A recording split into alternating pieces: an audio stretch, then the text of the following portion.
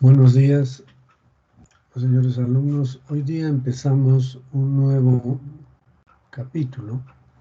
Se refiere al estudio de los céstodos, ya que hemos terminado la semana pasada el capítulo de nemátodos.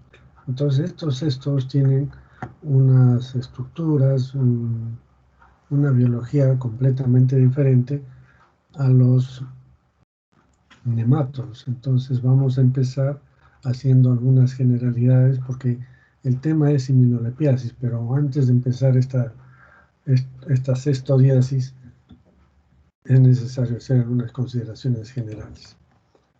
Y entonces los cestos son helmintos también, gusanos, aplanados en forma de cinta. Es decir, ya no son cilíndricos como los que hemos estado estudiando. Y tenemos varias especies que vamos a estudiar y que causan parasitismo. Hemilolepignana, Taenia solium, Taenia saginata, Diphyllobothrium pacificum, Echinococcus granulosus. Entonces, esto lo vamos a ir desarrollando poco a poco y tenemos que ver que estos tienen una morfología completamente diferente, como hemos dicho, a los nemátodos. Por ejemplo, tiene un escólex, que es la parte del órgano de fijación, es la parte anterior que sirve para fijarse en la mucosa intestinal y que contiene ventosas, ganchos u otros. Luego tiene una parte muy pequeña, que es el cuello, y que es importantísimo porque va a presentar células multipotenciales que son capaces de regenerar toda la estructura del cuerpo de esta tenia, ¿no? Además, tienen también lo que se llama el resto del cuerpo, que es la mayor parte, el 99%, se llama estróbila y tiene segmentaciones. Y cada segmento se llama proglótida. Entonces tenemos proglótidas inmaduras, las que están más pegadas al cuello, las proglótidas maduras un poco más alejadas y al final, en la parte distal, se encuentran las proglótidas graves que están llenas de huevecillos. Además, estos son hermafroditas, ya no hay sexo masculino ni femenino. Entonces ustedes pueden ver aquí, esta es la parte del escólex, ¿no? Que puede tener ventosas, puede tener ganchos, ¿no? Y este es el cuello que les digo cuando tiene células multipotenciales. Todo este órgano sirve para fijarse aquí a la mucosa intestinal. Luego el cuerpo de estos cestos es muy largo, aplanado y segmentado.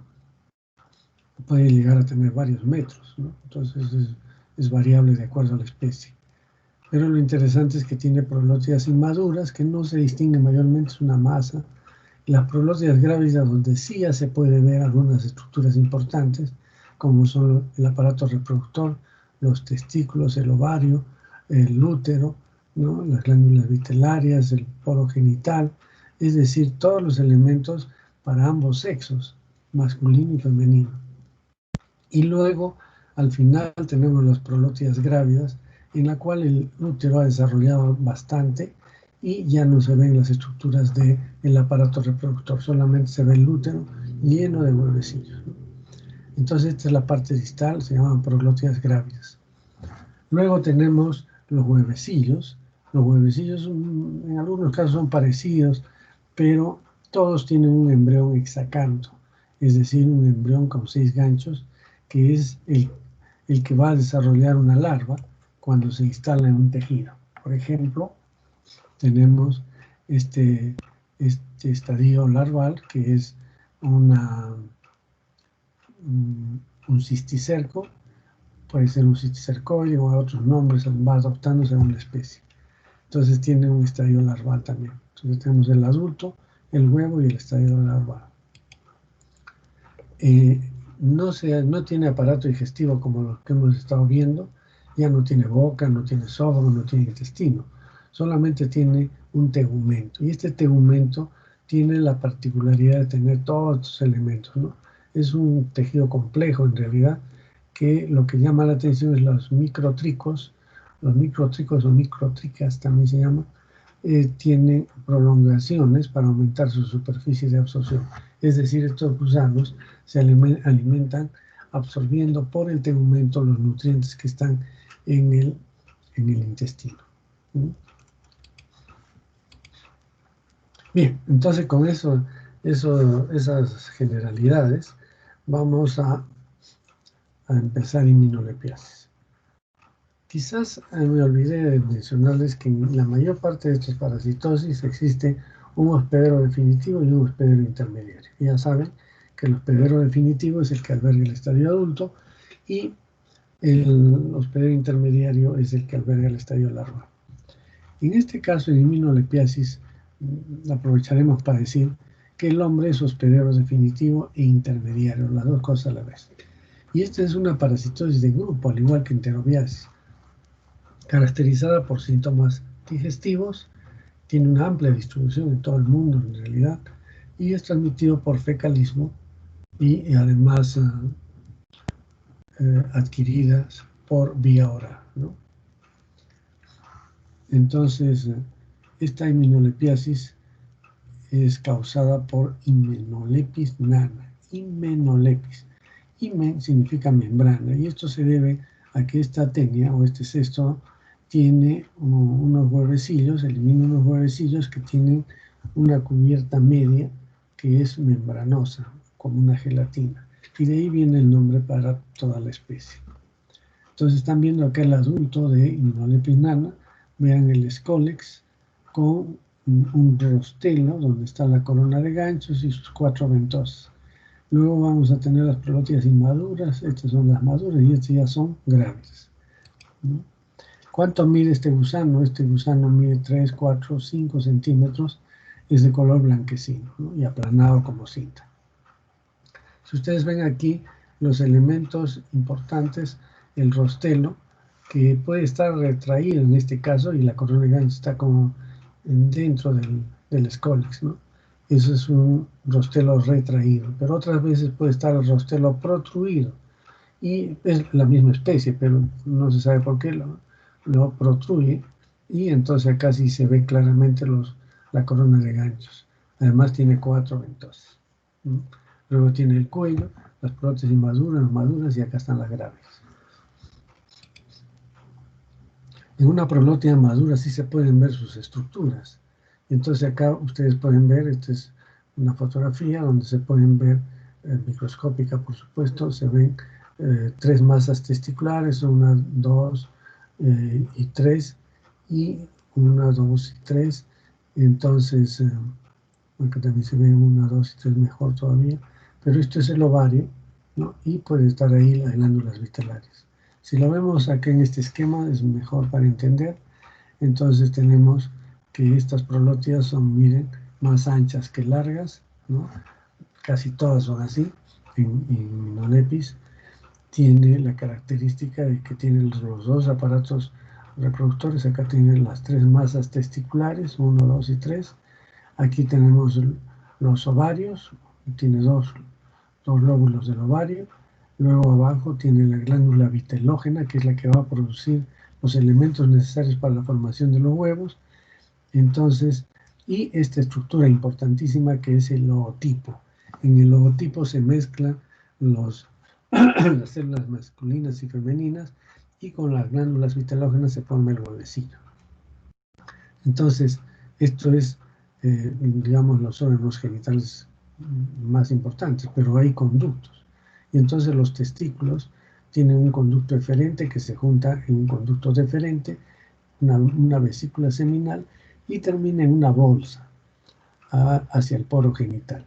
Esta bolsa se llama bolsa del cirro porque en el interior se encuentra el cirro, que es el equivalente de un pene, ¿no? Entonces, por eso se llama la bolsa del cirro. Hacia al lado mismo, también que desemboca en el poro genital, está la vagina, ¿no? Y que se continúa una vagina tubular que sigue con el receptáculo seminal y después desemboca en el ootipo. Como hemos dicho, trae las células seminales que fueron eliminadas por el aparato reproductor masculino, entran por aquí y se mezclan con las células sexuales femeninas del ovario y forman los huevecillos. Esa es entonces la estructura importante. Entonces tiene un poro genital. Lo interesante de este poro genital es que siempre está hacia un lado. En algunas otras especies de otros cestos intercambian, ¿no? Por ejemplo, en esta prolotis está este lado, el otro está para el otro lado y así. Pero en este caso de Immunolepis nana, todos los poros genitales están siempre para un mismo lado. ¿Bien? Entonces esta es la morfología más importante de immunolepiasis. Acá tenemos una microfotografía de barrido, con microscopía de barrido, donde ustedes pueden ver claramente cómo son las ventosas. Hay 4 ventosas, un rostelo y aquí está la corona de ganchos.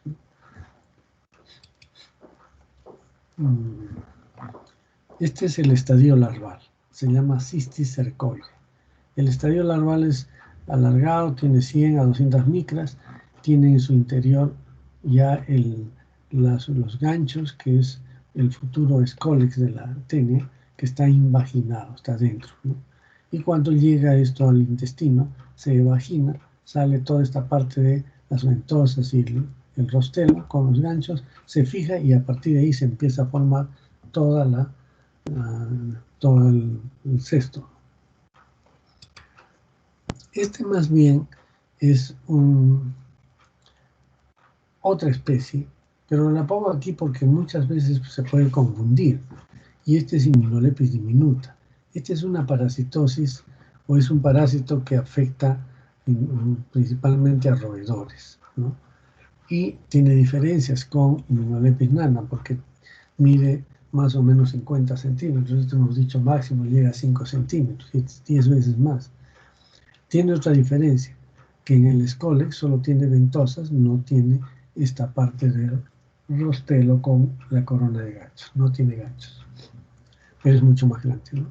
Entonces, esto es posible encontrar en algunos niños cuando se infectan accidentalmente, pero esta es una tenia propia de roedores. Vamos a mencionar algunas características porque a veces puede suceder que en un niño encontremos esta especie, ¿no? Por casualidad. Entonces el huevo de Immunolepis diminuta tiene más o menos unas 50 micras, 45, 50 micras, ¿no?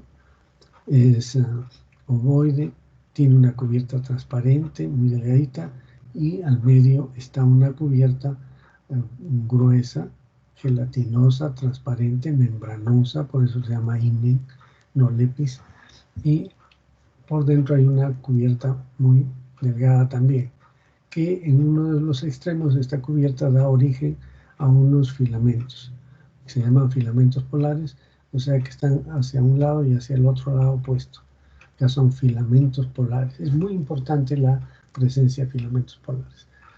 Ya vamos a ver por qué. Y en el interior está una oncósfera, o también se llama embrión hexacanto.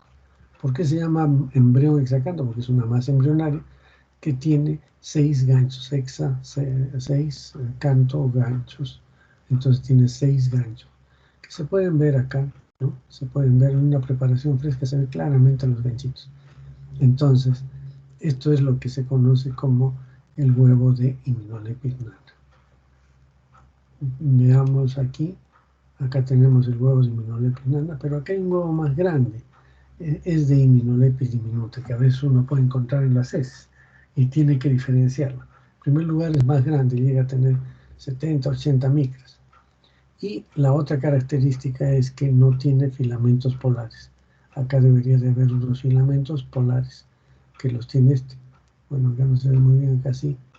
Son filamentos polares que el huevo de Immunolepis diminuta no lo tiene. Claro que sí, tiene un embrión hexacanto igual que este, pero esas dos diferencias, es más grande y no tiene filamentos polares. Bien, entonces vamos a ver ahora el ciclo de esta parasitosis. Este parásito tiene una localización que es el intestino delgado. Puede estar en todas partes del intestino delgado en realidad. Y allí está fijo. Se fija con esta estructura que es el escólex, que tiene 4 ventosas y una corona de ganchos. Entonces está ahí fijo y se está alimentando a través de su tegumento de los nutrientes que están en el intestino. ¿Cuántos pueden haber? ¿Cuántos immunolepis puede tener una persona? Cientos o miles. Yo logré contar en una paciente 1.700 y tantos, casi 1.800. Pero otro colega encontró hasta 5.000 adultos en el intestino, ¿no? Este es un caso anecdótico porque era un señor que trabajaba en la limpieza del servicio de pediatría del Hospital Honor Delgado. Y entonces se supone que ahí había muchos huevecillos dejados por los niños. Entonces se encuentran pues, en gran cantidad. Cuando hay pocos gusanos realmente no es importante desde el punto de vista clínico, no hay mucha sintomatología, pero cuando ya hay muchos gusanos, sí es una parasitosis que causa problema. Entonces, hemos dicho que está en el intestino delgado, fijo. Y entonces se van a desprender algunas proglótidas grávidas que están llenas de huevecillos y en el transcurso se desintegran. Total es que al final en las heces se eliminan estos huevecillos, ¿no? Que hemos mencionado las características. Acá sí se ven bien los filamentos polares, miren, son como líneas fuera del embrión en la misma membrana media, la membrana que es gelatinosa, gruesa, transparente. Entonces, ahí tenemos los huevecillos. Estos huevecillos van a infectarse en nuestra flechita a otras personas. No requieren maduración en el medio externo. Ya salen listos para infectar a cualquier persona. Entonces estos huevos están en el suelo, pueden, por el fecalismo, caen al suelo, contaminan los alimentos, el agua o pueden ser las manos, y de esa manera el parásito llega a la boca o el huevecillo llega a la boca de esta persona, de otra persona. Eso se llama heteroinfección. Es decir, una persona por fecalismo elimina huevos que ya son infecciosos, que contaminan el suelo, las manos, las verduras, el agua, y que llega a otra persona que es la que se infecta. Se llama heteroinfección. Entonces, ¿qué es lo que pasa? Llega el huevecillo al aparato digestivo, pasa por el estómago. Es importantísimo que pase por el estómago porque ahí se activan estos huevos y cuando pasan al intestino delgado, eclosiona. Sale el embrión hexacanto. Se pierde todo el resto de la cubierta y solamente queda el embrión hexacanto. Ese embrión hexacanto mide aproximadamente 30 micros, es pequeñito. Y lo que hace es utilizar sus 6 ganchitos. Estos 6 ganchos no tienen nada que ver con esta corona de ganchos, ¿no? Por si acaso. Estos 6 ganchitos tienen la particularidad de que sirven para fijarse a la mucosa intestinal. El embrión, entonces, hexacanto, que también se llama oncósfera, se fija a la mucosa intestinal con esos ganchos y empieza a secretar sustancias líticas, de tal manera que penetra la mucosa intestinal en el intestino delgado. Y al entrar va a empezar a desarrollarse formando el estadio larval. Y el estadio larval es el cisticercoide. Entonces, si ya está dentro de la mucosa intestinal, dentro de la mucosa del embrión hexacanto, va a formar el cisticercoide en unos 10 días aproximadamente, 7 a 10 días. Una vez que se ha formado todo el cisticercoide, que lo hemos visto acá, ¿no? Acá está el cisticercoide, esto se ha formado a partir del embrión hexacanto que estaba en el huevo, en 10 días más o menos dentro de la mucosa, luego va a salir hacia la luz intestinal, se fija ya cuando se ha evaginado, se fija con sus escólex a la mucosa y empieza a desarrollar a partir del cuello toda la estróbila. Entonces, este es el ciclo que se conoce como heteroinfección. Sin embargo, ustedes están viendo acá un roedor. Entonces, ¿cómo se explica esto? Sucede que puede haber infección cruzada entre el hombre y el roedor. ¿Qué quiere decir? Que el roedor puede infectarse con el Immunolepis nano, hace la actividad igual que el hombre y después elimina huevos de Immunolepis nano y que también puede infectar al hombre. O puede infectar a otro roedor. O sea, es la especie del hombre, el Immunolepis nano es del hombre, pero ocasionalmente el roedor también puede infectarse con con estos huevecillos. Por ello es que algunos autores han sugerido que hay 2 especies.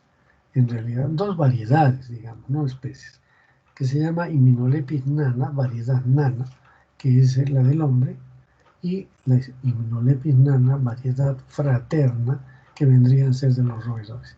Y habría una infección cruzada entre ambos, que el roedor se infecte con nana nana o que el hombre se infecte con nana fraterna. Esto está en discusión. En todo caso, podemos quedar en que esta es la Immunolepis nana, que infecta también al roedor y va a eliminar huevos de Immunolepis nana. O sea que ambos estarían haciendo infección cruzada. ¿Ya? Luego tenemos aparte de la heteroinfección, tenemos la autoinfección. ¿Cómo es la autoinfección? La autoinfección es que, como quiera que estos huevecillos ya salen infecciosos, entonces el niño puede tocarlos con su mano por contaminación fecal, entonces se contamina las manos y lleva en sus uñas los huevos de Immunolepis nana para llevarlos otra vez a la boca. Entonces el huevecillo que estaba saliendo con las heces contamina las manos del niño y este se lleva a la boca y otra vez se infecta. Llega al estómago, se activa, llega al intestino, eclosiona, se fija la mucosa, se mete a la mucosa, hace el cisticercoide y después de 10 días sale a la luz y se forma el adulto. Eso se llama autoinfección externa o también ciclo ano-mano-boca, ¿no es cierto?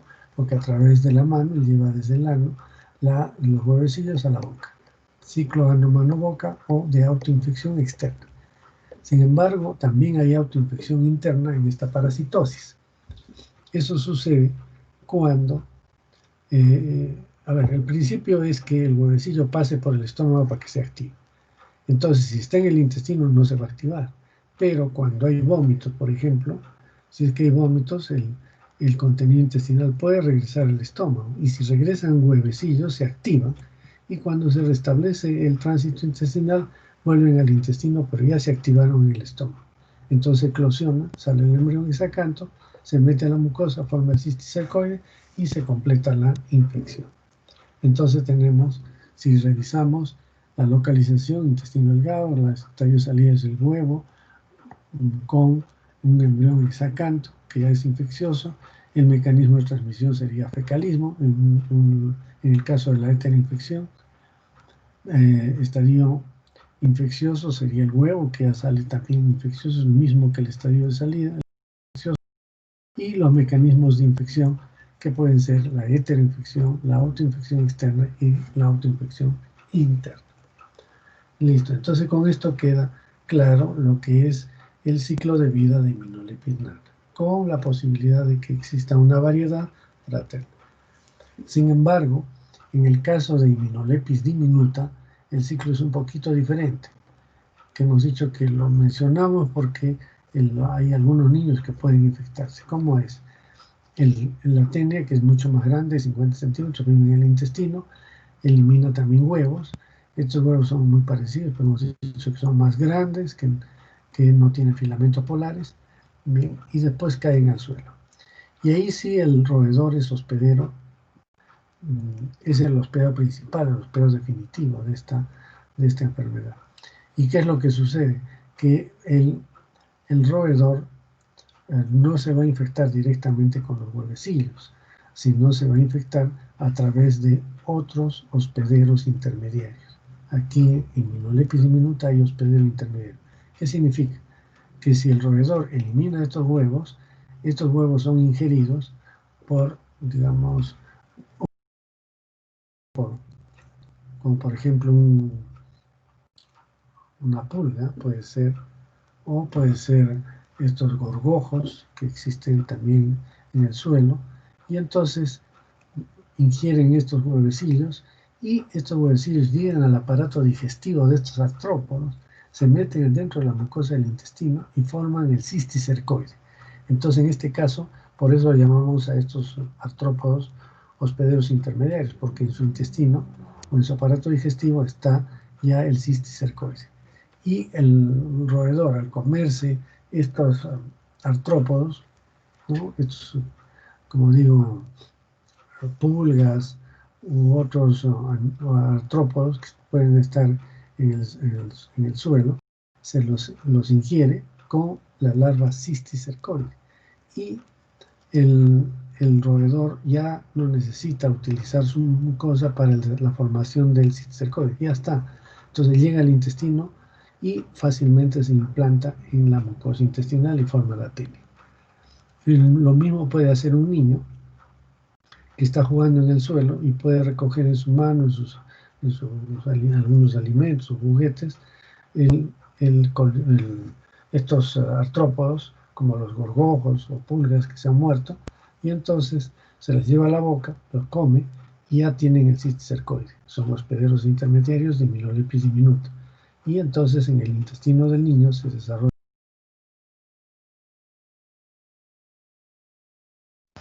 Bien, entonces eso es el ciclo. No sé si tiene pregunta en relación al ciclo, porque esto es importante. Si no, pasamos a lo que es la patogénesis. ¿Qué dice? ¿Hay? No hay preguntas. Bien, entonces seguimos con la patogénesis. ¿Cuál es el daño que causa? Ya sea Immunolepis nana, variedad fraterna o Immunolepis diminuta, cualquiera de ellas va a causar daño exfoliatriz. Sustrae nutrientes del intestino.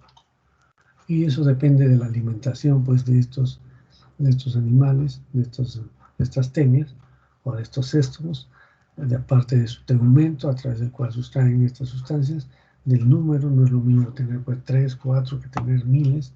Y la larva cisticercoide también va a causar daño. La larva está metida dentro del intestino, en la mucosa intestinal, causa daño destructivo, inmunoalérgico e inflamatorio. Y eso depende del número de los antígenos que tiene, porque está dentro del espesor de la mucosa, y también de la respuesta del hospedero, ¿no? Entonces, esa es la patogénesis. ¿Cuál es la clínica? Muchos niños son asintomáticos, debemos de decir, si tienen pocos gusanos, no tienen molestias. Pero suelen presentar un síndrome alérgico, prurito nasal, anal, que no está presente en todos, pero en algunos pacientes sí se puede observar esto. Pero lo más importante es que absorción. Y ese síndrome de absorción se caracteriza por dolor abdominal, diarrea, que no es tan frecuente, no es acuosa, pero sí molesta al niño. Hay meteorismo, o sea, producción de gases, hay flatulencia, esa sensación de plenitud, de llenura en el abdomen, hay deposiciones abundantes, malolientes. ¿Por qué?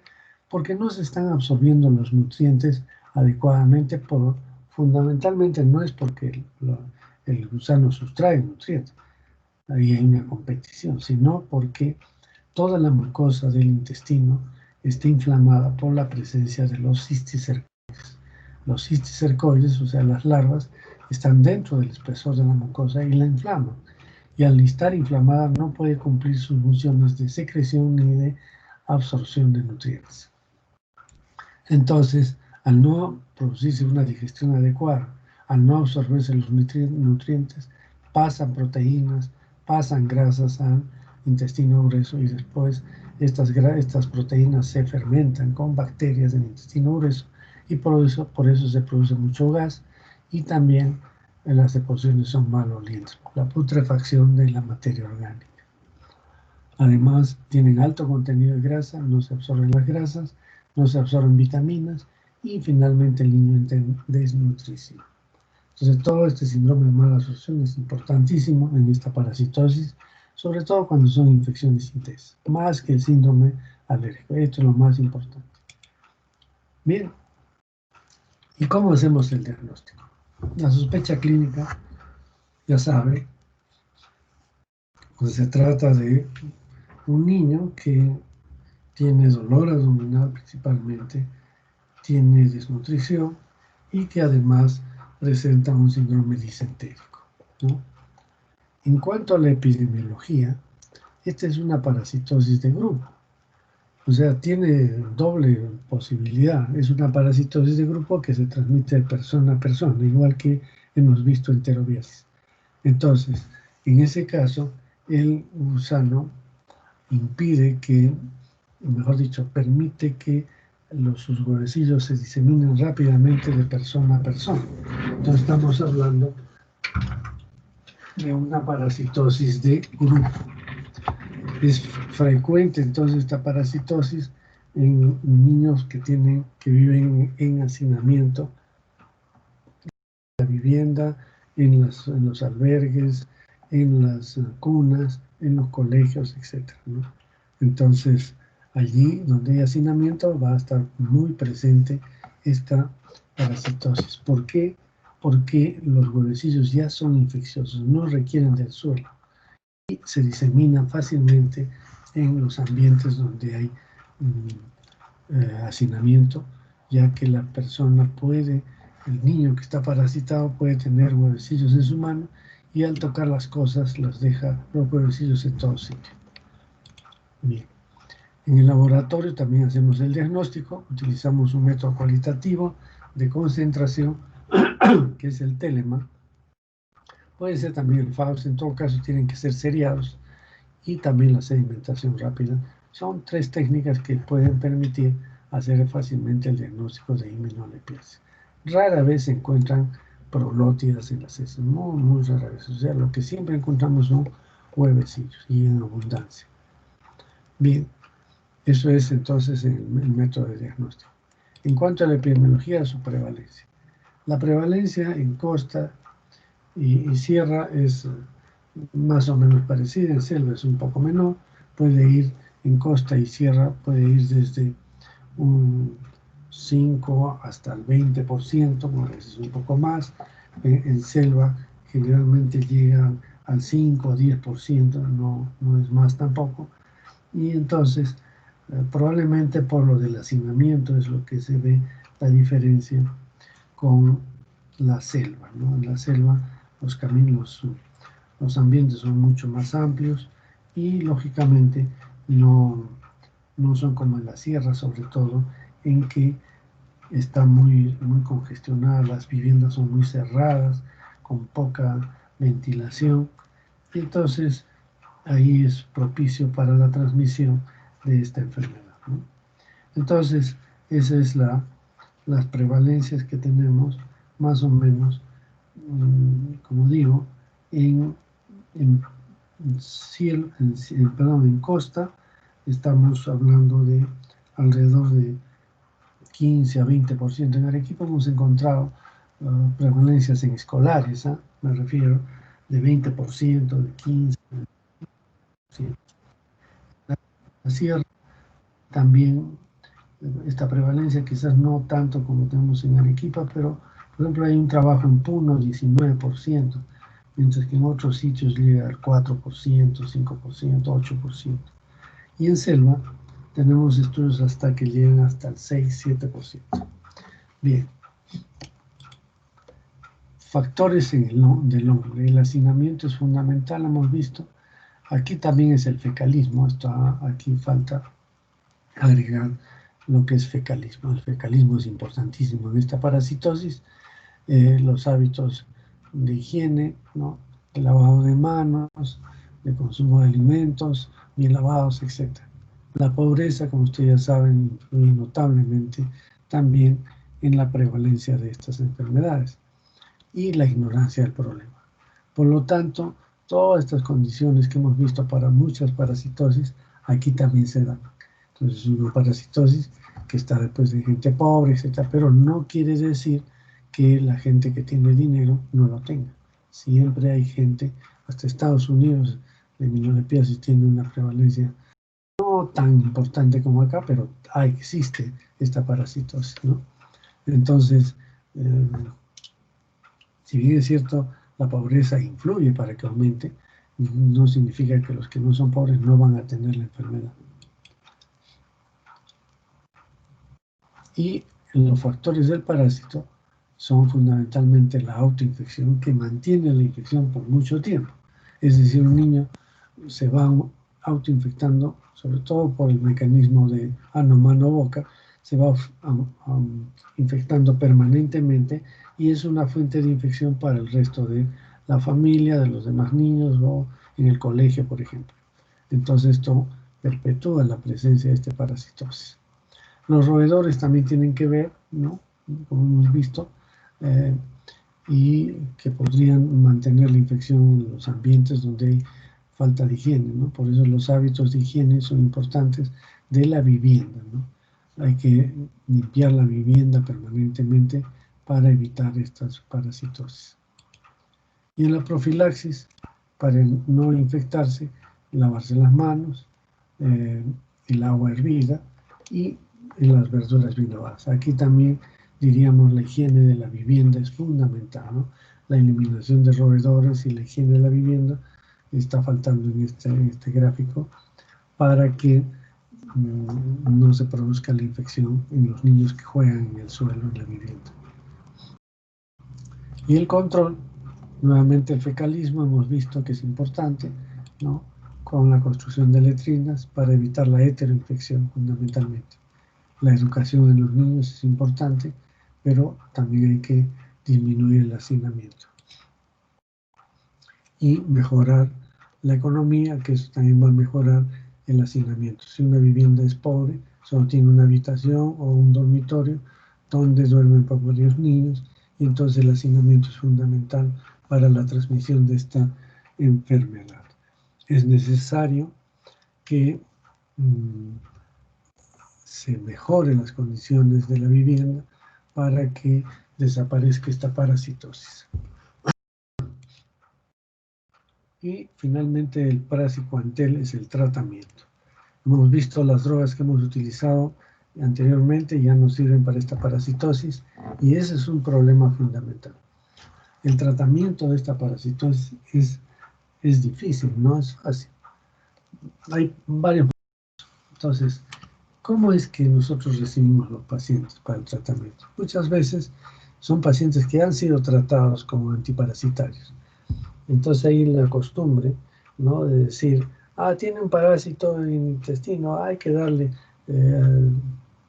el albendazol, el mebendazol y listo. Creen que todo es igual, no es igual.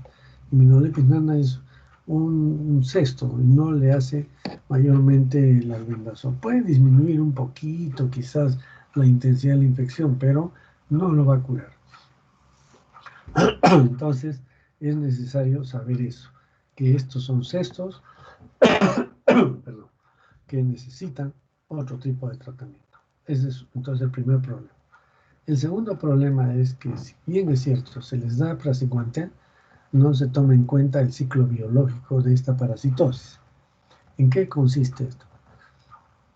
Que el praziquantel es capaz de matar al gusano cuando está en la luz intestinal, cuando es un adulto, pero no le afecta cuando es una larva, o sea, cuando es cisticercoide. Y entonces, este cisticercoide no se ve afectado por la droga y entonces pasa el tratamiento y completa sus 7 días este cisticercoide y sale a la luz y se convierte en adulto. Entonces, nuevamente empieza todo el proceso de infección. Entonces, ¿qué hacemos? Aquí es el arte de la medicina. Entonces, si yo sé que el ciclo demora 10 días, ¿qué puedo hacer? Ya, muy bien, le doy tratamiento hoy día y le vuelvo a repetir a los 10 días otro tratamiento. Exactamente igual. Porque este es tratamiento único para las tenias, ¿no? El praziquantel. Y ese es, entonces, el tercer motivo por el cual hay mucha resistencia al tratamiento. No se da esa segunda dosis a los 10 días. Otros prefieren dar, para no tener problemas, dan durante 7 días el mismo tratamiento. Eso también puede ser, pero es más costoso y también hay mayor exposición a la droga. Entonces, una buena alternativa es dar 2 veces el tratamiento, al inicio y al final. Entonces, el segundo motivo por el cual no es fácil el tratamiento. En tercer lugar, es la dosis. La dosis para la mayor parte de cestos es de 10 miligramos por kilogramo de peso. Sin embargo, en esta parasitosis requiere de 25 miligramos por kilogramo de peso, más del doble. Entonces, ese es otro problema, que a veces no se le da la dosis adecuada. Y el cuarto problema es que el tratamiento no sirve para nada si no se da de la mano medidas para disminuir el hacinamiento, para hacer la limpieza de la vivienda, para hacer la higiene personal, etc. o sea, medidas complementarias para evitar la reinfección o la nueva infección. Entonces, si no se hace estas 4 cosas, el tratamiento va a ser un fracaso. Y no es porque sea el medicamento el que falla, sino son las estrategias que uno usa para eliminar a este gusano. ¿Sí? Entonces tenga mucho cuidado en ese aspecto y siempre considerar los aspectos epidemiológicos, es decir, mejorar la vivienda, hacer la limpieza de la vivienda, limpieza del baño diario para que el niño debe lavarse las manos después de ir al baño permanentemente. O sea, es una actitud que ya tienen que ir tomando todas las personas, de lavarse las manos cuantas veces sea posible. Estamos viendo cómo en el coronavirus esta es una medida fundamental en lavado de manos. La transmisión de enfermedades virales, ya sea la COVID-19 o cualquier otra virosis o del resfrío común, se transmite fundamentalmente por las manos. Es decir, la persona toca la mano a la nariz con las secreciones y después le da la mano a otra persona. Esa forma de relación interpersonal son las que están causando los problemas de salud, las pandemias, etc. Entonces, igual aquí, para que evitar que un niño transmita la enfermedad a otro, lavarle las manos cada que vaya al baño, antes de comer, etcétera, etcétera. Muy bien, con esto entonces terminamos este tema de inmunolepiasis. Si hubiera alguna pregunta, mientras que yo cambio para ver el otro tema, me gustaría que las formulen, las preguntas. ¿No hay preguntas?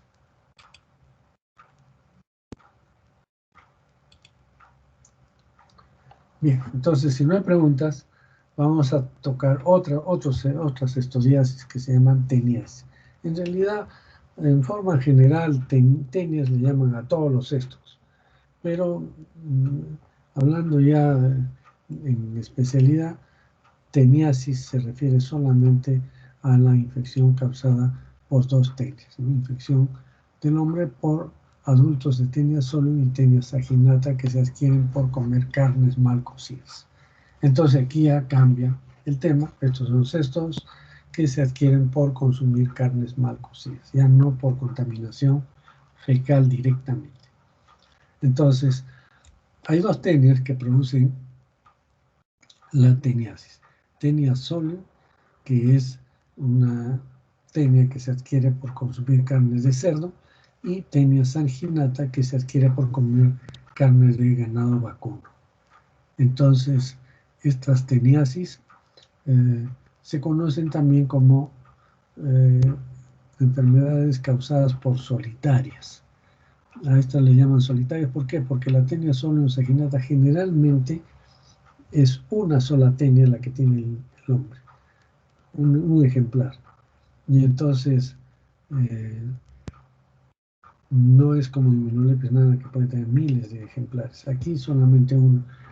Rara vez puede haber más. Se han encontrado hasta 5 tenias, 6 tenias conjuntamente en la misma persona, pero esas son cosas excepcionales. Lo común es que solamente sea una tenia la que esté en el intestino. Entonces, en esta parasitosis, el hombre, por tener el estadio adulto de la tenia solium o tenia saginata, se convierte en lo que es el hospedero definitivo.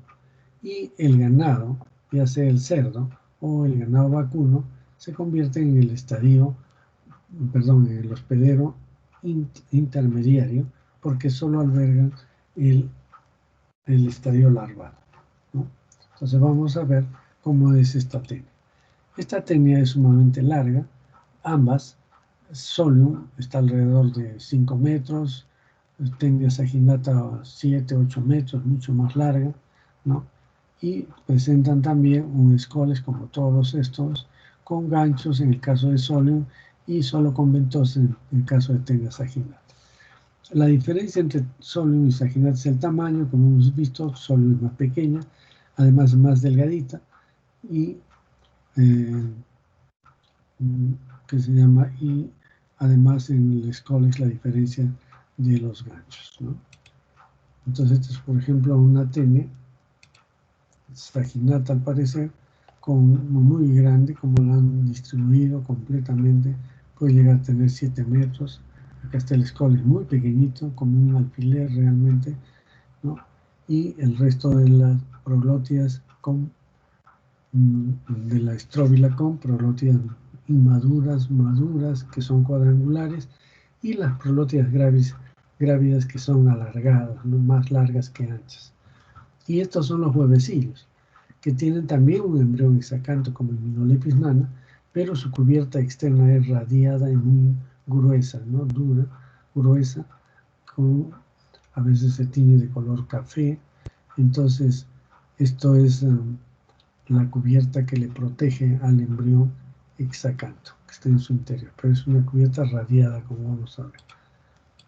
Entonces, este es el Scolex de Taenia solium, que tiene un rostelo con una columna de ganchos que se ve acá. No está muy bien, pero se corta en parte. Es más o menos romboidal, ¿no? O redondeado su Scolex, mientras que el Taenia saginata más bien es un Scolex cuadrangular, que solo tiene las ventosas, no está el rostelo, no hay la corona de ganchos.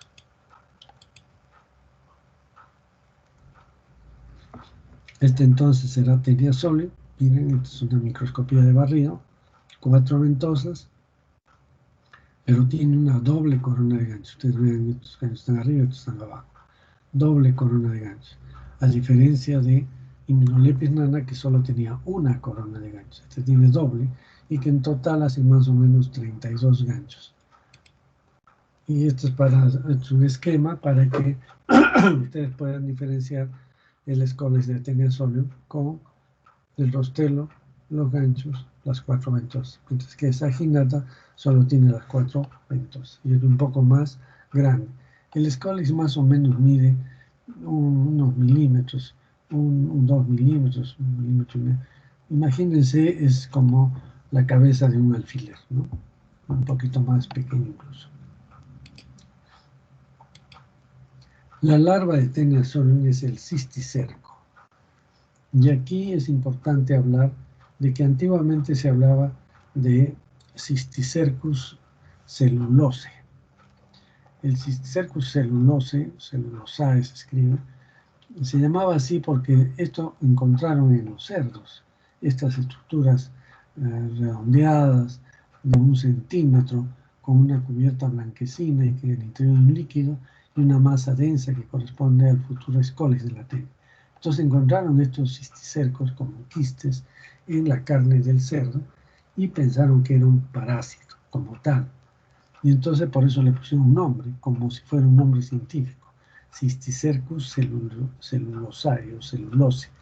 Y entonces por mucho tiempo se pensó que era un parásito solamente del cerdo, pero después se encontró que era parte del ciclo de la Taenia solium y que esto era el estadio larval en el cerdo y que el hombre tenía el estadio adulto. Entonces ese nombre científico de Cysticercus cellulose ya no tiene sentido porque no es una especie, la especie es Taenia solium y simplemente este es el estadio larval que se llama cisticerco. Acá tienen varios cisticercos, ¿no? Son estructuras vesiculares, que quiere decir que hay una cavidad, que hay un líquido en esa cavidad y que hay una zona compacta que es un Scolex de la futura Taenia que está invaginada, ¿no? Está invaginada y que al momento de formar la Taenia tendrá que evaginarse. Estas son las prolótidas maduras de Taenia saginata, por ejemplo. Y ustedes están viendo que ya la diferencia con nana es marcada. Por ejemplo, vemos que los poros genitales pueden estar para un lado o para el otro. En nana todos estaban en un solo lado. Además, estos son mucho más grandes. Pueden tener casi 1 centímetro de lado, ¿no? Después vamos a ver la parte de su aparato reproductor. Tiene múltiples testículos, 1000 o más de 1000 testículos que se juntan en los vasos eferentes y que finalmente conforman el vaso deferente por donde salen a través de la bolsa del cirro, como ya hemos visto.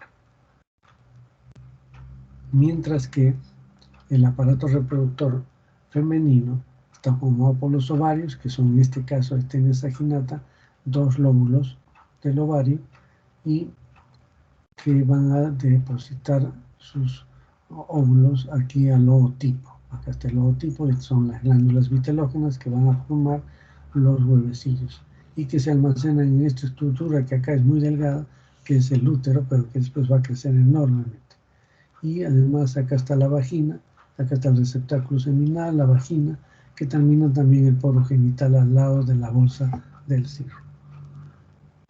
Entonces ya tienen acá los elementos, y acá para que vean con mayor detalle, ¿no? Entonces, estos son los 2 lóbulos del ovario, ¿no? Acá está la vagina, en que sale el poro genital común. Acá está el receptáculo seminal, el ootipo, donde se forman los huevecillos, las glándulas vitelógenas que dan los elementos para la formación de los huevecillos. Y luego tiene una colección, una vez que están formados los huevecillos, se almacenan en el útero. Y estos puntos son los testículos, que son por cientos de testículos, ¿no? Con vasos eferentes y después el vaso deferente. Bien, entonces, además hay conductos excretores, conductos nerviosos, ¿no? Cordones nerviosos en toda la prolótida. Es una prolótida madura de Taenia saginata. Si fuera de Taenia solium, ¿qué diferencia tendría? Tendría 2 cosas. Una, que tendría 3 lóbulos. El ovario de Taenia solium está formado por 3 lóbulos, solo por 2. Esa es una diferencia importante. Y la otra diferencia es que en el poro genital, en el caso de Taenia saginata, hay un esfínter vaginal muscular que rodea toda la vagina. En el caso de Taenia solium no tiene este esfínter vaginal. Esas son 2 cosas. Entonces, la primera diferencia es que es un ovario trilobulado en el caso de Taenia solium y no tiene el esfínter vaginal que lo tiene Taenia saginata. Lógicamente que es un poco más grande saginata que solium. Bien, ahora sí, vamos a ver lo que es los ciclos de vida. Estos hay que aprenderlos bien porque después vamos a ver otra enfermedad que prácticamente utiliza los mismos ciclos. Entonces, este es el ciclo biológico de Taenia saginata. ¿Cuál es el hospedero definitivo? El hombre. El hombre es el hospedero definitivo. ¿Por qué es el hospedero definitivo? Porque tiene la Taenia adulta en su intestino. ¿Y dónde está esa Taenia? ¿Dónde se localiza? Todas las tenias, todos los estos están en el intestino delgado. ¿Por qué? Porque tienen que alimentarse de nutrientes que ya están predigeridos a través de sus alimentos. O sea, si están en el intestino grueso no va a haber nutrientes. Tienen que estar en el intestino delgado. Muy bien, entonces esta Taenia saginata, que puede llegar a tener 7 o 8 metros, está toda dentro del intestino. Una vez que está en el intestino, va a absorber nutrientes, va a formar huevecillos, ¿no? Y estos huevecillos salen con las heces. Sin embargo, también pueden salir proglotias, y particularmente en el caso de Taenia saginata, estas proglotias son grandes, pueden tener 1.5, 2 centímetros por 1 centímetro de ancho, y tienen mucha musculatura, y esta musculatura les permite el movimiento. Entonces, algunas veces Taenia saginata sale por el margen anal y comienza a caminar por la región perineal, o sea, es rectar, ¿no? Y entonces la gente toca con su mano y encuentra pues un pedazo de carne de casi 2 centímetros de longitud por 1 de ancho. Entonces se asusta, a veces lo oculta, a veces avisa, ya depende de cada persona. Pero lo importante es que estas proglotias pueden desplazarse libremente y salir como proglotias, segmentos como proglotias, así que salen con las heces. Otras veces ya la proglotia se rompe en el intestino y van a salir los huevecillos. Entonces tenemos que pueden salir huevos con las heces o proglotias. Entonces el fecalismo es el que hace, el hombre es el que hace que se contamine el suelo con estos huevos, estas prolótidas. Si cae el huevo, ahí se queda, puede ser arrastrado con el agua. Si caen prolótidas, las prolótidas generalmente, como hemos dicho, tienen musculatura y se van a desplazar en busca de sombra en algún tallo, alguna planta. Y por eso es que cuando el ganado va a comer esas hierbas, se comen también las prolótidas o los huevecillos, ¿no? Entonces, ya está. Se infectó el hospedero intermediario, que es el ganado vacuno. Llegó al aparato digestivo este huevo, llega al intestino, eclosiona el huevo y sale el embrión hexacanto. Este embrión hexacanto, igual que hemos visto para las otras cestos, es muy pequeñito, 30 micras, penetra la mucosa del intestino y alcanza un vaso sanguíneo. Y a través del vaso sanguíneo se va hacia el hígado, al pulmón, perdón, al corazón, al pulmón, regresa del pulmón por la vía sanguínea, no hace ciclo de luz porque no pasa al sistema respiratorio, regresa por la sangre y a través del ventrículo izquierdo con la aorta elimina todos los huevecillos, los dispara a cualquier parte del organismo. Pero principalmente estos se van a desarrollar en el músculo de estos animales. Y entonces, en un plazo de más o menos 3 meses, este embrión hexacanto que medía 30 micras se convierte en un cisticerco, que es una estructura que mide 1 centímetro y que contiene en su interior un escólex invaginado. Entonces, esos 30 días permite que este ganado esté ya con cisticercos en su musculatura. Este cisticerco de Taenia saginata se conoce también como Cysticercus bovis, al igual que Cysticercus celulosae del ganado porcino, este es Cysticercus bovis porque pensaban que era un parásito de este ganado. Es un parásito, sí, pero es parte de, es una larva de todo un adulto que es la Taenia saginata que está en el hombre. Solo el hombre tiene Taenia solium o saginata. El ganado no tiene la Taenia, solamente tiene el estadio larval. Bien, entonces, ¿cómo se va a infectar el hombre? ¿Cuál es el mecanismo de infección? Al comer esta carne de vacuno mal cocida, ¿no? Y de esa manera ingiere el estadio infeccioso. ¿Cuál es el estadio infeccioso para el hombre? Entonces, el cisticerco, que mide 1 centímetro y que se lo lleva a la boca y cuando llega al intestino este cisticerco va a evaginarse y va a permitir la salida del escólex que se fija a la mucosa y a partir del cuello se forma toda la estróbila de varios metros, ¿no? Entonces, miren, el ciclo repitamos fácilmente: el hospedero definitivo el hombre, la localización intestino delgado, el estadio de salida son huevos o prolótidas, mecanismo de transmisión es a través del consumo de carnes mal cocidas, el estadio infeccioso es el cisticerco y el hospedero intermediario es el ganado vacuno, el mecanismo de infección para el ganado.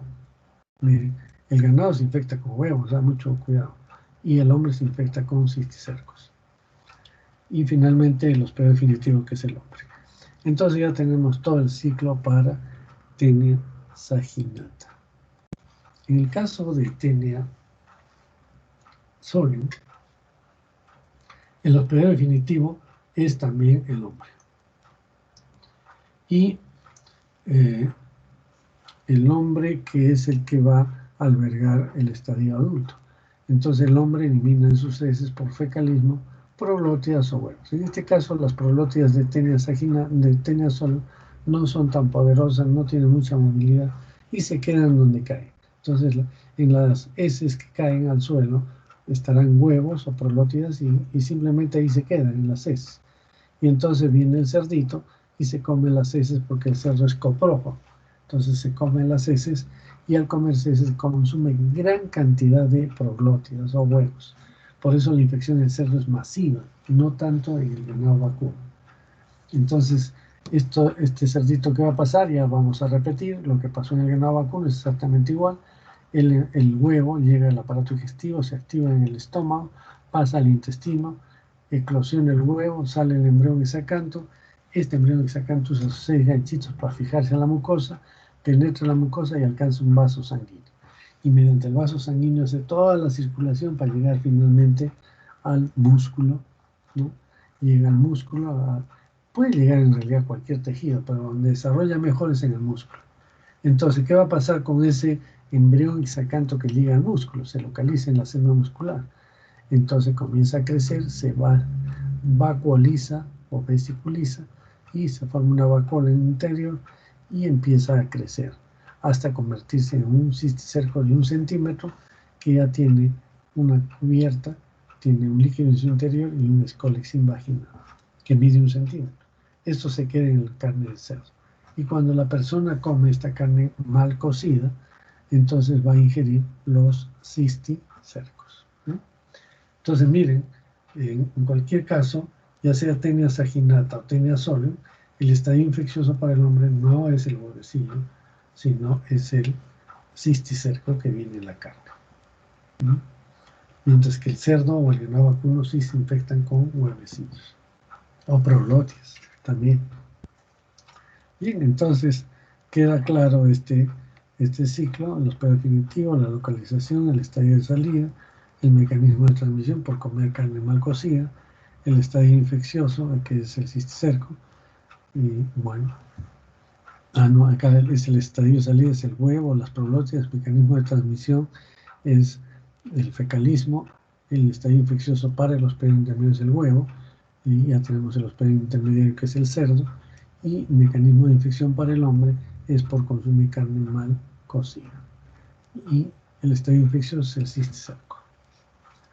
Queda claro, estos dos ciclos son iguales, lo que cambia es el hospedero intermediario, ¿no? Para Taenia solium, el cerdo, y para Taenia saginata, el ganado vacuno. Y la gente porque está acostumbrada a consumir carne mal cocida. Bien, veamos entonces la patogénesis. Aquí la patogénesis es fundamentalmente exfoliatriz. Estos son gusanos grandes que consumen a través de su tegumento y de su alimentación gran cantidad de proteínas, grasas, vitaminas, etc. Entonces, este es el daño fundamental de la teniasis. También puede haber un daño tóxico alérgico, dado que como es una tenia grande y hay digamos, todo un sistema metabólico de este gusano, va a eliminar sustancias de desecho que pueden ser tóxicos o alérgicos, ¿no? Y todas estas sustancias secretadas dependerán pues, del tamaño de la tenia, el tiempo que está en el intestino, etc. Pero de alguna manera produce algunos trastornos que lo han asociado a este daño que no están muy claros, por supuesto. Entonces, eso es la patogénesis. En cuanto a la clínica, hay síntomas digestivos muy, muy vagos en realidad. A veces la gente hasta es contradictoria en este aspecto. Hay asintomáticos, no tienen molestia. Unos dicen que tienen sensación de hambre, otros no, más bien hay inapetencia. Entonces, es variable de la persona a persona. Por eso que estos síntomas parecen que son más subjetivos que otra cosa. Pero hay síntomas generales como es la sensación del cuerpo extraño en el margen anal cuando está saliendo una proglótida, por ejemplo, ¿no? O a veces se presenta insomnio. La gente dice que se suele presentar insomnio cuando estoy parasitado con esto. Hay la preocupación por eliminar proglótidas, hemos dicho. A veces uno ve en las heces un pedazo de estróbila, o sea, varias proglótidas, o uno encuentra la persona que refiere haber encontrado una proglótida de Taenia saginata que le estaba caminando por la espalda, ¿no? Entonces esto les causa preocupación, ansiedad, etc. Estos son pues los síntomas generales de esta enfermedad, que digamos la clínica no es tan importante. Quizás me ocupará un minuto para explicarles una anécdota realmente, es que había un parasitólogo chileno que tenía una Taenia saginata. Y se la trataba, no, le decían, ¿por qué no se la trata? Y él decía, no, ¿para qué? Es mi compañera, además me avisa que tengo que ir a mi casa a almorzar. ¿No? ¿Y por qué? ¿De dónde venía esa expresión? Venía de que le producía una sensación de hambre. Entonces llegaba a cierta hora y sentía una fatiga, una sensación de hambre, y esto le recordaba que era por la tenia, ¿no? Y entonces, ¿es conveniente quedarse con una tenia? Bueno, depende. Si es una tenia saginata, y estoy seguro que es saginata, mayormente no tengo problemas. Pero si es sólido, eso sí es un peligro. Tener una tenia sólida en el intestino es como tener un terrorista. Cualquier rato suelta las bombas y nos causa daño. Entonces, eso es importante. Si elimina huevos, la tenia sólida puede infectar directamente al hombre y producir una cisticercosis. Y la cisticercosis ya no es una broma, es una enfermedad sumamente seria. Entonces, no es lo mismo tener una sólida y una saginata. Pero cuando yo hago el examen de heces encuentro huevos, y estos huevos simplemente son de tenia SP, sin precisar. No podemos distinguir huevos de tenia solos de saginata. Tenemos que ver los adultos. Entonces, esto es importante conocerlo, ¿no? Bien, ¿cómo se hace el diagnóstico? Se puede utilizar métodos de concentración, como por ejemplo el Telemann, la segmentación rápida, son buenos. Y a veces observamos las proglotias. Muchas veces el paciente trae las proglotias, ¿no? Antes hacíamos campañas en diferentes lugares. Una vez estuvimos en Vito y vino un señor, pues toda la universidad iba, atendía a la gente y todo lo demás. De repente vino un señor con un frasco y me trae, era una muestra con heces, pero ahí dentro estaban las proglotias de tenia. Y entonces me dice, esto es lo que estoy eliminando.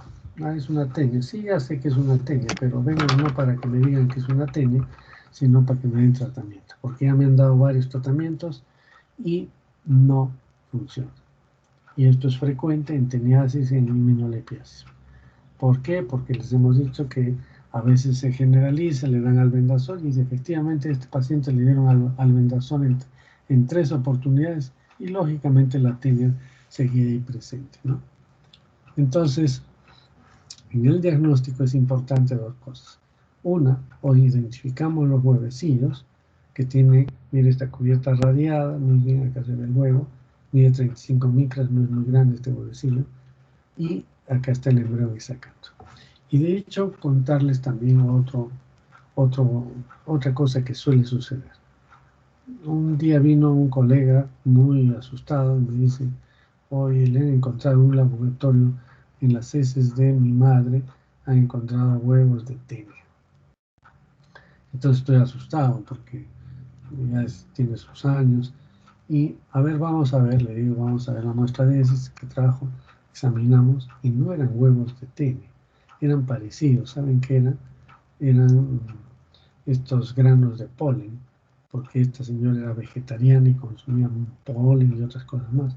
Y entonces un grano de polen pareciera que fue eso, pero nosotros tenemos que ver esto, el embrión hexacanto, los ganchitos, si no, está mal hecho el diagnóstico. Otra forma de hacer el diagnóstico es ver las proglotias grávidas. Vean ustedes acá cómo diferencio, como digo, el huevo no se diferencia de tenia solis saginata. Acá yo digo es un huevo de tenia SP, pero las proglotias sí puedo diferenciarlas. Y las diferencio las grávidas por la presencia, ya hemos visto cómo se diferencian las maduras, no voy a insistir, por el ovario trilobulado y el esfínter vaginal que suele encontrarse aquí. En este caso, estas proglotias graves me sirven para hacer el diagnóstico por las ramificaciones uterinas en las grávidas. Las proglotias de tenia saginata tienen 12 o más de estas ramificaciones uterinas. Si contamos en una proglotia, tiene que haber más de 12 ramificaciones uterinas. Pero en el caso de Solium hay 12 o menos de 12 ramificaciones, que son más gruesas también. Entonces es una manera de diferenciar si es tenia Solium saginata.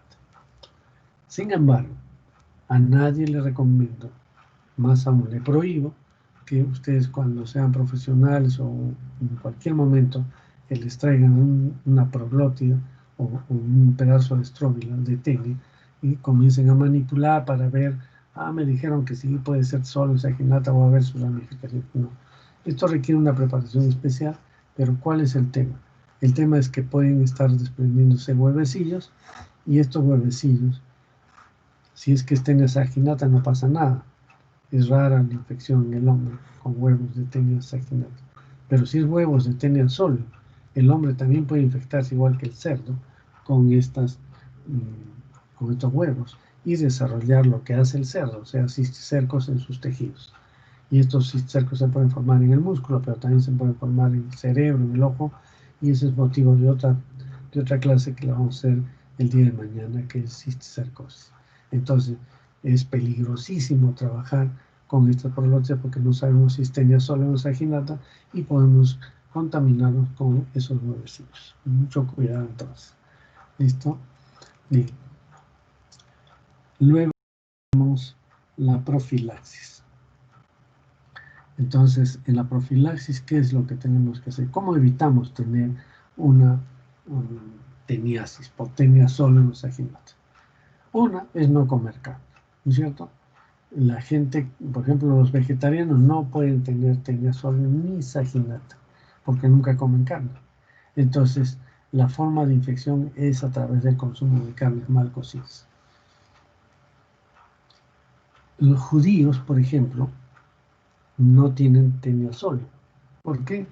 Porque los judíos, por cuestiones religiosas, no consumen carne de cerdo. Sin embargo, sí consumen carne de vacuno. O sea, pueden tener teniasis por tenia saginata, pero no por tenia sola. ¿Qué otra cosa más?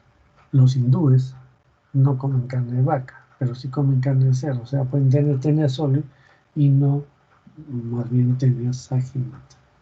Entonces depende del tipo de alimentación, ¿no? Entonces acá tenemos una parrillita excelente, muy rica, pero que tiene el problema de que la cocción no llega hasta el fondo. Si ustedes cortan un pedazo de carne, van a encontrar que en el centro mismo hay una parte rojiza, que es que no ha llegado la cocción. Y si estos animales tienen cisticercos, está viable el cisticerco. En el cerdo también, si uno come un adobo, el adobo tiene trozos muy grandes, los corta y van a encontrar carne mal cocida al interior, rojiza, y ahí pueden haber cisticercos. El cisticerco es grande, es 1 centímetro, no confundir con triquina, que es un nemátodo más bien, la triquina spiralis, triquinela spiralis se llama, produce una enfermedad también en el cerdo y que el hombre puede adquirirla. Pero en este caso, felizmente no hay en el país. En Chile había hasta hace pocos años, pero ya creo que también controlado. Puede venir en los embutidos de cerdo. Y felizmente en el hombre no hay, da un síndrome inflamatorio alérgico importantísimo. Felizmente no tenemos. Pero en el periódico suele salir triquina en el mercado, en el camal de Arequipa, etc. Eso no es triquina, es cisticercosis. Mucho cuidado. Bien, entonces las carnes son importantes para la adquisición de enfermedad. Y esto es importante también porque los niños sufren en menor proporción esta enfermedad que los adultos. ¿Y por qué?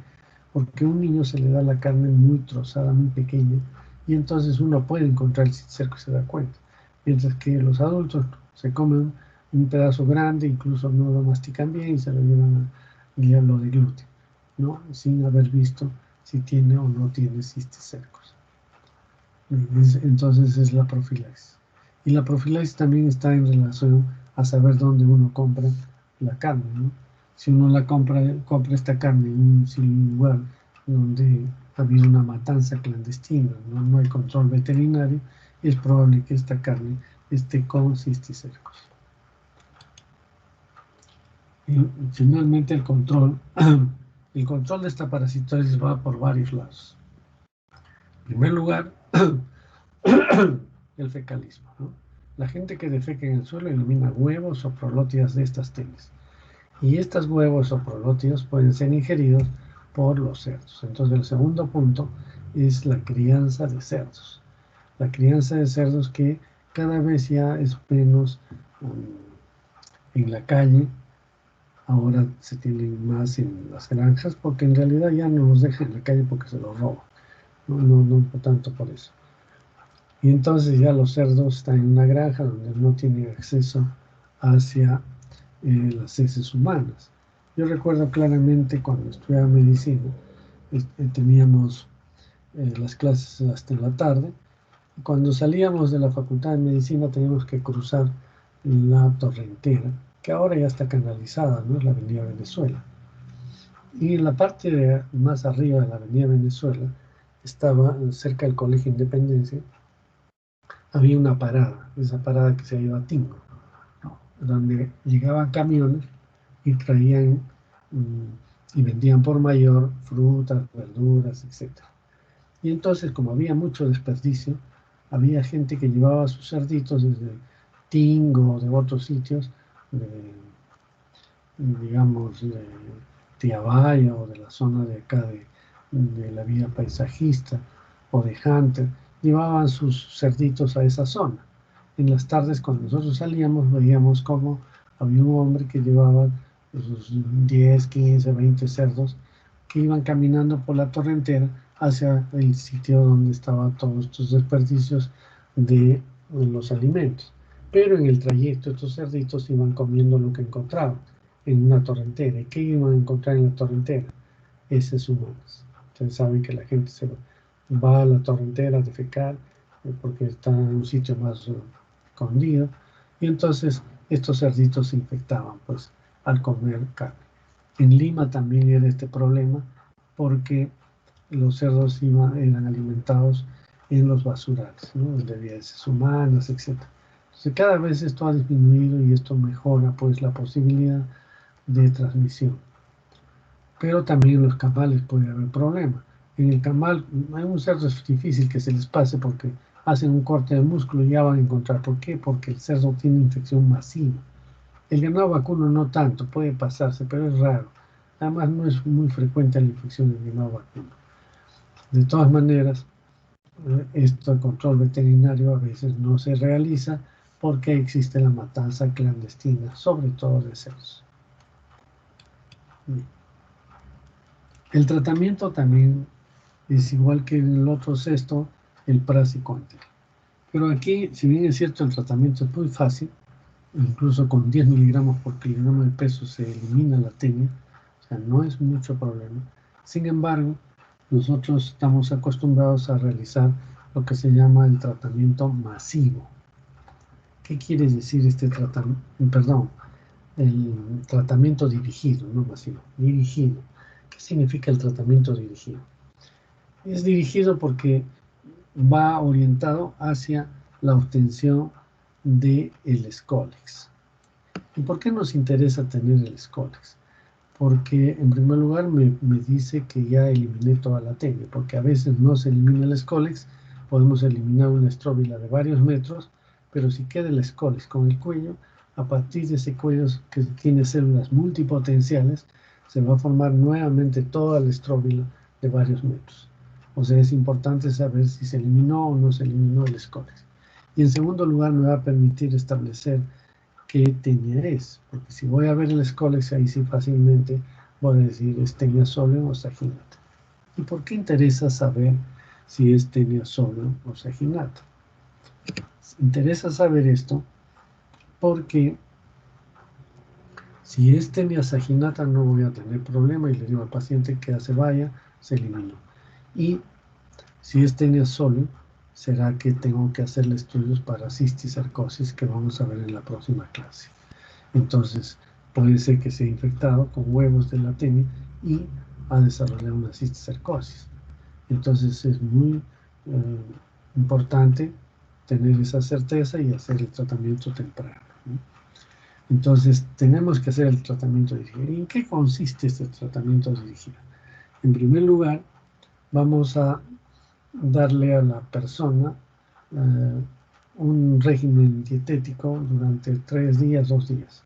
En primer lugar, el día antes del tratamiento, el paciente no debe comer en abundancia, debe comer comida sin residuo, es decir, no debe comer choclo, quinoa. La quinoa hace eliminar unas estructuras que parecen un Scolex, entonces no quinoa, no maíz, no verduras, con tal que tengan, puede comer un poco de carne bien cocida, por supuesto, gelatina o papas, qué sé yo, o cualquier pasta, pero que no tenga residuo. Y una vez que eso ha hecho el día anterior, en poca cantidad, al día siguiente en ayunas se le da el tratamiento. Hay praziquantel de 600 miligramos, que es una dosis, una tableta. A veces la persona pesa más de 60 kilos, entonces hay que darle 2 tabletas y no hay ningún problema. 1 o 2 tabletas a un adulto en ayunas con un poco de vaso de agua, un poco de agua, y a las 2 o 3 horas se les da un purgante, que puede ser el sulfato de magnesio o cualquier otro purgante que haga eliminar todo el contenido intestinal. Entonces, de esa manera ese contenido intestinal tiene que ser colectado y le damos un balde de esos de pintura con humor salino hasta cierta cantidad para que defeque allí todo lo que va a defecar durante el día del tratamiento. Una vez que ha terminado eso lo tapa y lo trae al laboratorio. En el laboratorio tenemos un aparato especial en el cual hay una entrada de agua y una salida permanente, hace que lave todas las heces y finalmente quede en una rejilla la tenia completa. Entonces esa tenia sirve para la docencia, pero también empezamos a buscar el Scolex. Si encontramos el Scolex, muy bien, eso es importante. Si no lo encontramos, quiere decir que el tratamiento no ha sido efectivo y tenemos que volver a insistir en un nuevo tratamiento. Pero si ya está el Scolex, veremos si es tenia sólida o saginata. Si es saginata, felices, ya no hay problema, pero si es sólido, hay que hacer el estudio para cisticercosis. Bien, entonces este es el tratamiento. En realidad el tratamiento para teniasis es mucho más sencillo que para inmunodeficientes. Sin embargo, hacemos aquí el tratamiento dirigido, ya saben los motivos. Bien, entonces terminamos con esto. No sé, quizás algo para recordar. Tenemos un poco de tiempo, si no alguna preguntas. No. A ver. Entonces recuerden que esta teniasis es causada por tenia sóleo o saginata. Sóleo es el adulto, mucho cuidado, que es diferente al cisticerco, que es este cisticerco le llaman cisticercus celulosa en el caso de tenia sóleo, y en el caso de tenia saginata le llaman cisticercus bovis. Eso, ya olvídense de esos nombres, los menciono porque van a encontrarlos en algunos libros. Sin embargo, su nombre correcto es cisticerco o larva de tenia sóleo o larva de tenia saginata. ¿Y cómo yo puedo saber si es un cisticerco de tenia sóleo o de saginata? Hemos dicho que en los huevos no se puede distinguir si es sóleo o saginata. En los adultos sí se puede ver viendo el escolis, viendo las prolotias maduras o graves. Y en los cisticercos, ¿cómo puedo saber? Lo que solemos hacer es tomar un cisticerco entre 2 láminas portaobjetos, los aplastamos, ¿no? Y al aplastarlos lo fijamos con una cinta adherente para que no se separen las láminas y queda bien aplastado el cisticerco. Vemos al microscopio, puede ser con 10 aumentos o con panorámico, y se ve claramente cuando al aplastarlo aparecen las ventosas, o sea, aparece esta zona compacta que es el escolis con ventosas, se ven las ventosas y se ve la corona de ganchos muy típicamente. Si tiene corona de gancho es tenia solo. Si no tiene corona de gancho, solo tiene ventosas, es tenia, es un cisticerco de tenia saginata. ¿Listo? Bien, entonces ahí quedamos. Para la próxima clase, que es el día de mañana, vamos a ver cisticercosis humana. O sea, que ya es una zoonosis, que es una enfermedad del cerdo y que la adquiere el hombre, ¿no? Y entonces es una enfermedad sumamente grave e importante en nuestro medio. Eso lo veremos el día de mañana. ¿Alguna pregunta? Bien. solamente quiero comentar